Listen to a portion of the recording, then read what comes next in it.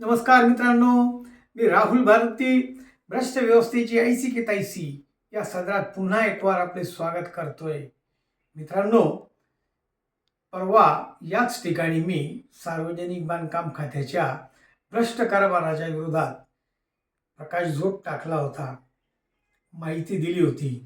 तदनंतर अनेक सहकारी कार्यकर्ता मित्रांनी, जागृत नागरिकांनी खूप प्रतिक्रिया मला या ठिकाणी दिल्या. त्यावरून असं दिसतं की या खात्याचा जन्मच जणू काय भ्रष्टाचारासाठी झालाय की काय. अगदी कनिष्ठ अभियंत्यापासून, कारकुनापासून तर थेट या खात्याचे मंत्री हे सतत भ्रष्टाचारातच लिप्त असतात की काय, अशी वाटण्यासारखी परिस्थिती निर्माण झाली आहे. तथापि आता अलीकडे या खात्याच्या ज्या सचिव आहेत त्या एक महिला भगिनी आहेत आणि खात्याचे जे मंत्री आहेत ते तर थेट महाराजांचा वारसा सांगणारे सद्गृहस्थ आहेत. त्यामुळे असंही वाटलं होतं की आता जर यांच्याकडे या तक्रारी दिल्या भ्रष्टाचाराच्या विरोधातल्या तर काहीतरी कारवाई होऊ शकेल. पण हाय रे दैवा, गेल्या 3 महिन्यापासून मी या दोन्ही महनीय व्यक्तींकडे या खात्यातला हा जो भ्रष्टाचार आहे, सावळा गोंधळ आहे, अगदी सविस्तरपणे पाठवला. त्यांच्याकडनं कोणताही प्रतिसाद नाही, अर्थाची अपेक्षितही नाही.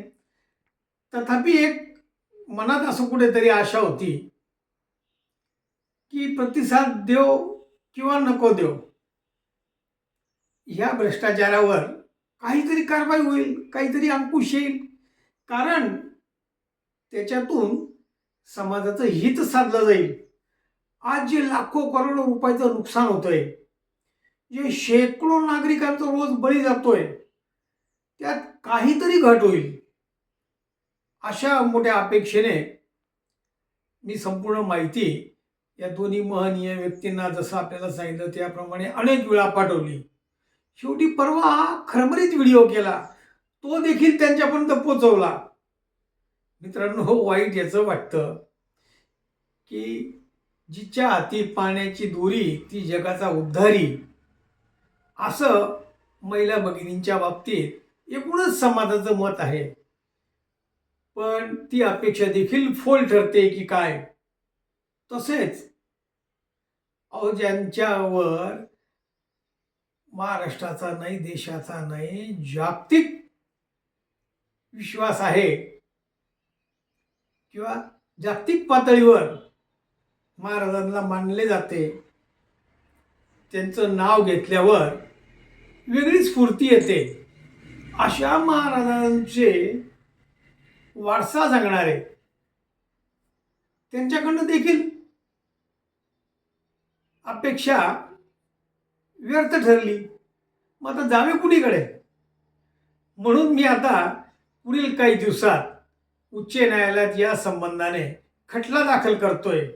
अर्थात आर्थिकदृष्ट्या ते माझ्या शक्तीच्या पलीकडे आहे.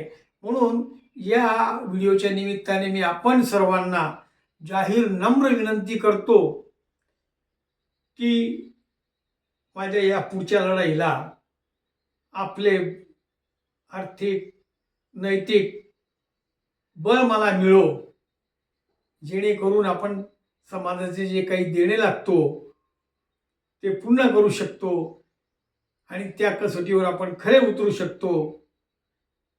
एवढे बोलून सध्या इथेच थांबतो. जय हिंद, जय महाराष्ट्र.